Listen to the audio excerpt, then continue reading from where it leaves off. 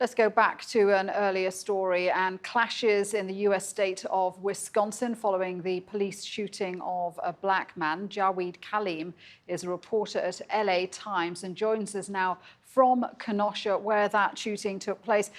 Good to have you with us, Jaweed. So clearly this is a serious situation. The National Guard has been called in. Tell us how they're being mobilized to deal with the situation there.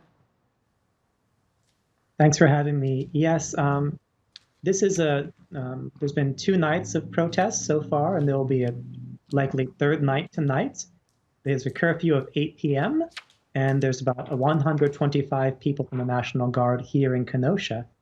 The protests are centering in the downtown, uptown area, especially around courthouse and the jail. So those are the areas that the National Guard have been asked to guard and protect. So it's a very tense situation. Although unlike other cities like Minneapolis, where we saw a major protest, or elsewhere in the U.S., seems like the state here and the authorities have tried to clamp down on them really fast. Now, Jacob Blake, the man who was shot, is said to be in a stable condition in hospital. What are police saying about his shooting? Are all the facts about that known yet?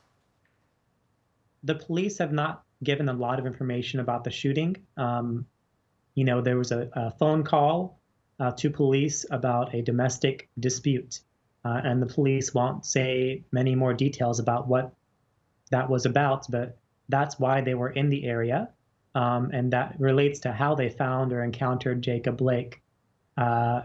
And he was walking around his SUV, his sports utility vehicle car, and one officer grabbed his shirt as Jacob Blake was entering the car. And then on the video that went across social media, you hear several gunshots and you hear the car horn as Jacob's body hits the horn. Now, his lawyers give more information. They say that his 3 kids were in the car with him, young children. The lawyers say that he was trying to help in a domestic dispute and was retrieving one of his kids from the house that he was outside of.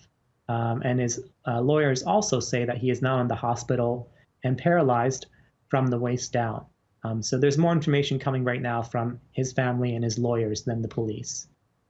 And the governor there, Tony Evers, he has condemned the shooting. Now, he said he's trying to bring in a new package of laws to improve police accountability and police transparency. And he says he's been trying to do that since the killing of George Floyd.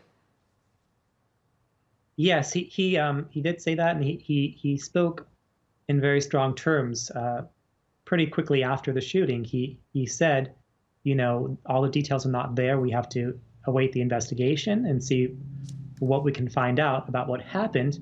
But he also very quickly painted this shooting in the light of the other ones that have happened, George Floyd being the best known name internationally in the U.S. The governor, Evers, described this as the shooting, I'm paraphrasing, of yet another black man in America. And the response has been similar, of course, as well. Lots of anger, lots of protests, lots of questions. For example, the police in many major American cities wear cameras. In Kenosha, they do not wear cameras. So that makes it much harder to have multiple videos and information about what happened. Jaweed, really interesting points there. Thanks very much indeed for joining us. Jaweed Kaleem there.